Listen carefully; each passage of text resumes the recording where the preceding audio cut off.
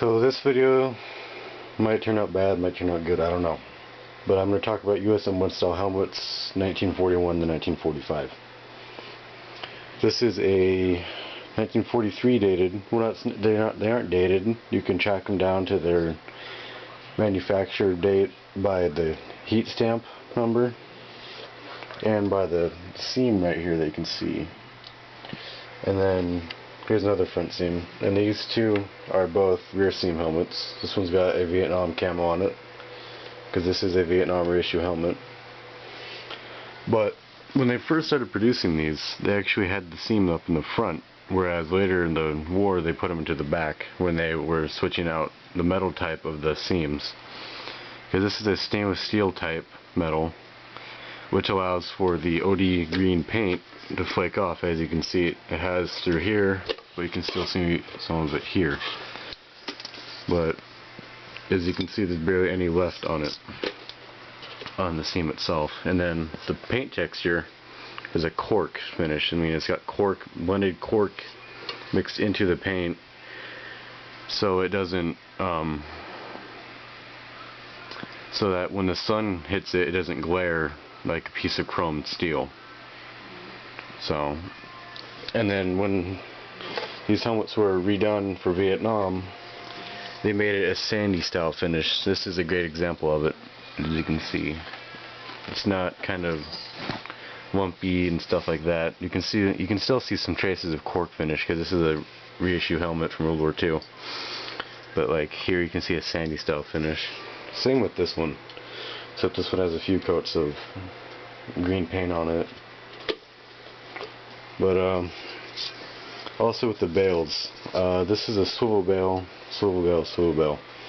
This would have been a fixed bale, meaning it was just a piece of bended metal like this, but it would have been about like an angle like this.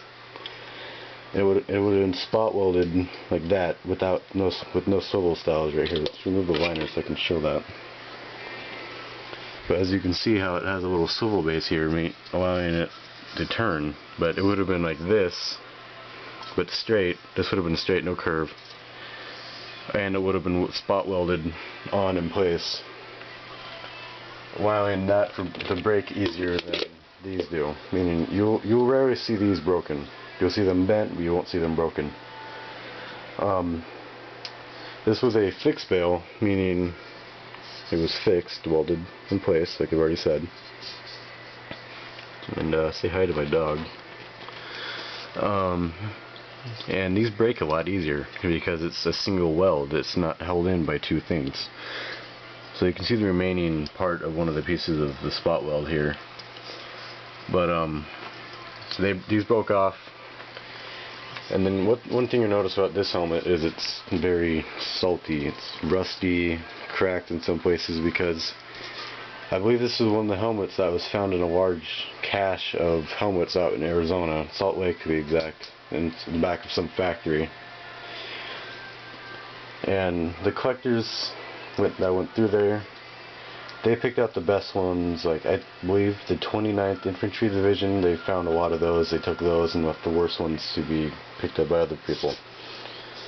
But this one actually has a unit marking. As you can see, the two lines. I'm still researching this, so I don't know about it. Now let's go to the Korean War. These were reissued then without any refurbishment, so I believe. And they would have had new liners made for them, and new liner gear. This is a 50s Korean liner, not Korean made, U.S. made, but Korean War. I believe it's 55 dated. I can't remember. So, and then let's jump forward to, I believe, 1964, I believe that's when we entered Vietnam. These were refurbished, and they were still making these up into the 1980s, before they switched over to Kevlar.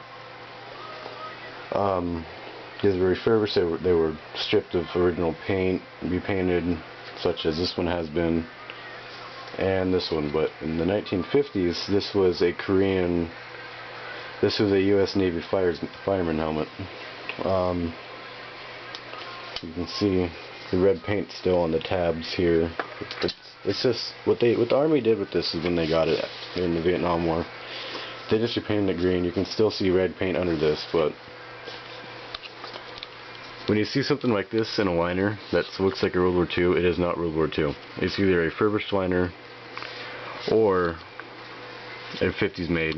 This is when they introduced this neck strap over this one, because this one, in my opinion, this isn't the best. But this one actually kind of goes to the back of your neck. So, and then this is a Vietnam era liner. It's got the more kind of modern stitching here. But you can tell this liner has been through hell, and it somehow came back. So let's remove this liner. Now, generally heat stamps will be anywhere from here, right where my thumb is, or my index finger, or the back of here. I found the heat stamp, or the heat lot number, on this helmet somewhere back here. I can't remember at the moment, but it was back there. I think this one's is somewhere over here. And then this one's helmet, this heat lot number is actually right here. And I'm going to remove this liner again. I'm going to try and show the maker's stamp of this. Let's use my dog as a little stand here. Sorry, Riley. Let's move that helmet there. And let's grab the flashlight. So we're going to peel back the camo here. Right there it says 499A, meaning